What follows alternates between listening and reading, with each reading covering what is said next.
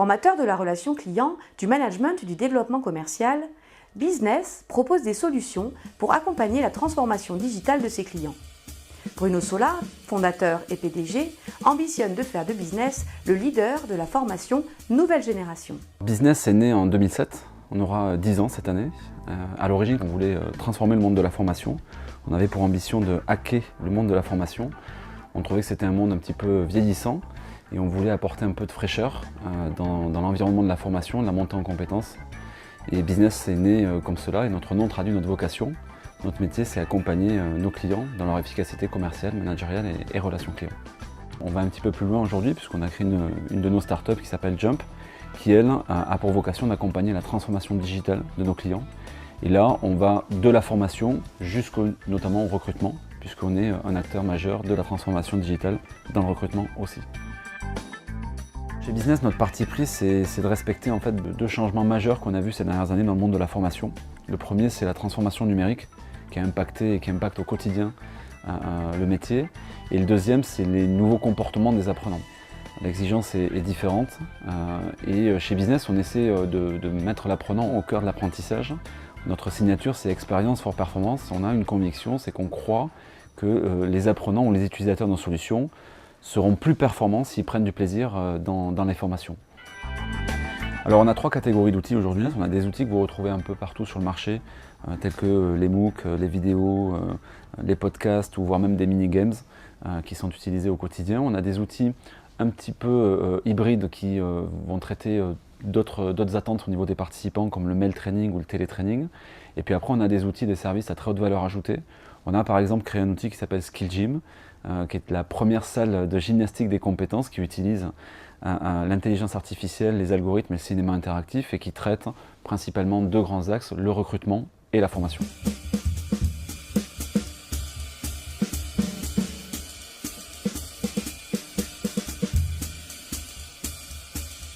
Quand un client nous confie son projet, la première direction concernée par cela, c'est la direction projet.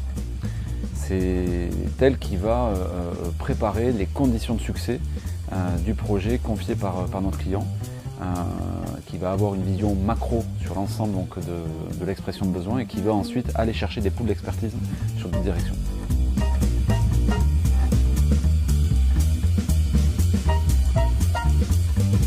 La deuxième direction qui va être concernée, c'est la direction développement et pédagogie. Son métier, c'est de faire la conception pédagogique du projet confié par notre client, de réfléchir, d'analyser et de mettre au service du projet les meilleurs véhicules, les outils pédagogiques qui impacteront la formation attendue par notre client.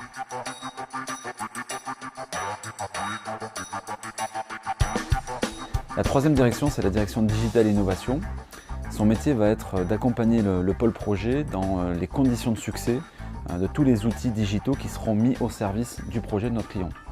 Alors ça va de la réflexion sur un certain nombre de sujets techniques jusqu'à la conception, et la conception est faite avec notre startup Jump qui va s'occuper de la production. Donc la direction digitale et innovation pilote quand Jump produit. La 4e direction chez nous, c'est la direction marketing et communication.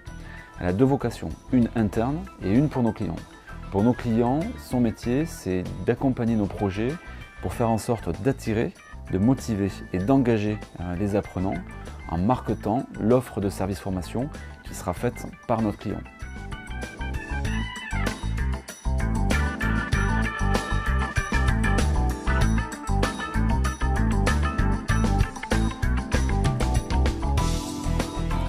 Cinquième et dernière direction, c'est la direction administrative et financière. Naturellement, dans tout projet, vous avez des sujets administratifs et financiers.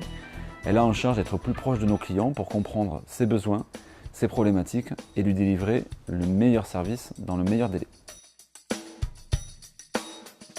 Alors l'avenir de la formation va être très digital, selon moi. Le monde de la formation a beaucoup changé ces dernières années, il va continuer à le faire. Le monde du travail évolue aussi beaucoup. Donc on a besoin de former les gens dans un environnement où la transformation numérique est très présente. Dans tout ça, Business aujourd'hui a une volonté permanente d'aller chercher de l'innovation. On a d'ailleurs participé cette année au CES à Las Vegas, qui est le salon international du digital. On est allé voir là-bas ce qui se passait en matière de formation nouvelle génération, qu'est-ce qu'on pouvait délivrer aux apprenants de demain.